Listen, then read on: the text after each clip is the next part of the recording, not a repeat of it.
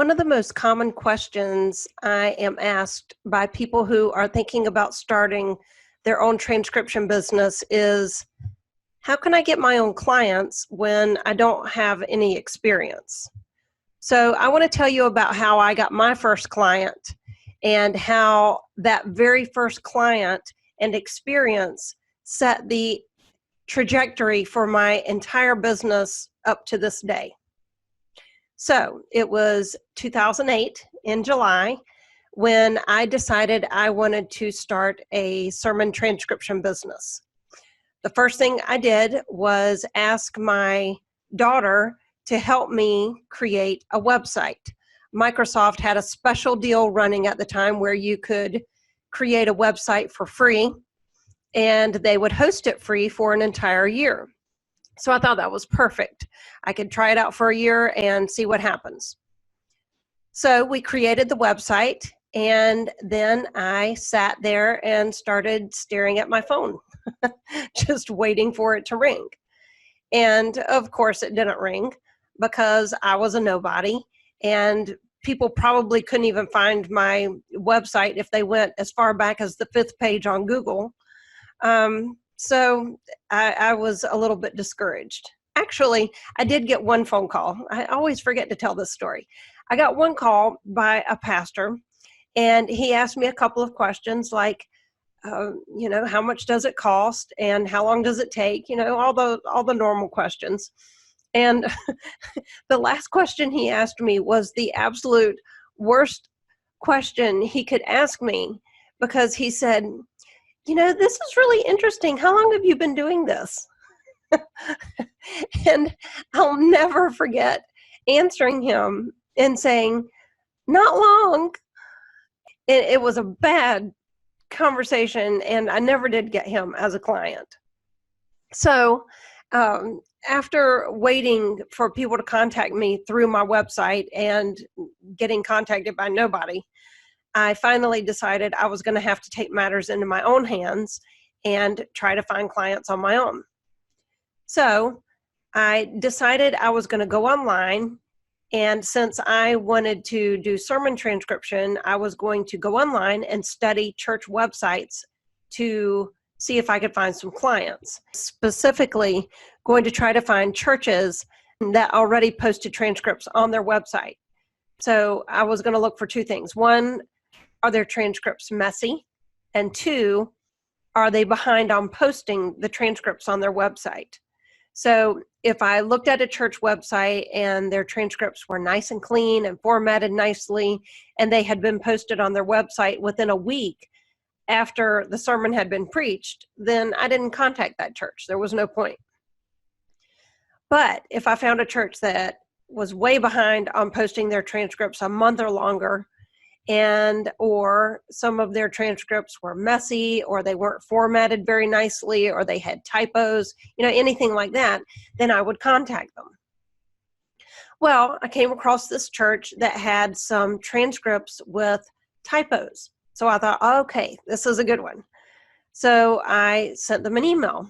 It was a very simple, short email. All I said was, hi, my name is Ginger. I have a sermon transcription business in Oakwood, Illinois.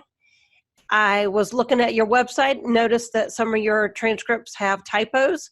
If you need any help with your transcription, I would love to help you.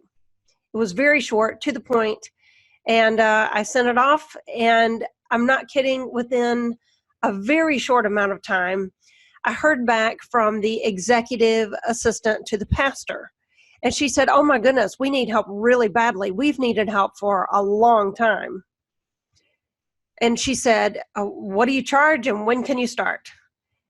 And it was awesome. And we've been transcribing for that church ever since then. Of course, when I first got the client, it was just me doing the transcribing, but now my team members have been transcribing the sermons for this church for all these years, over 10 years now. Over 10 years? 10 years as of this year. A little over 10 years. I'll get it right in a minute. Anyway, here's the kicker. I found out shortly after I started working for this church that not only was it a mega church, but the pastor was a really well-known pastor and a best-selling author. And when I found that out, I was absolutely floored. And I thought, I can't believe they hired me. Why in the world would they hire me to do their work? If I had known that it was a mega church, I never would have contacted them. I just would have thought they've never hired somebody like me. I don't have experience. I don't have a resume. I'm nobody. They would never hire me. But I didn't know that. And I did contact them, and they did hire me. And that totally changed my approach and mindset to my entire business, from they would never hire me to why not me? I mean, if I have the skills and I have a good attitude and I can get the work done quickly, then why not me? So when you're thinking about starting your own business and you're wondering if anyone will hire you, even though you don't have a resume and even though you don't have experience, don't let that hold you back. If you have the skills to do a good job, which you're going to get inside this course, and if you have a good attitude and you do your work quickly and accurately, then you're going to find clients who are going to appreciate that, and they're going to use you. A lot of people I found, they don't even ask you for a resume. Companies like transcription companies are probably going to ask you for a resume or experience, ask you what kind of experience you have, that kind of thing. Mostly they're going to want you to take a test so they can see what you're good at and what you're not good at. But if you're reaching out to individual clients who have podcasts, radio shows, and things like that, I don't even think it crosses their minds that you don't have a resume. They just want to see what you can do. What do you charge and what can you do? If you say, I'm a transcriptionist, most of them are going to say, oh, okay, here you go, give it a whirl. So don't let your lack of experience hold you back. You can do this. When you finish this course, you're going to have everything you need to succeed. You don't need a resume. You just need the skills.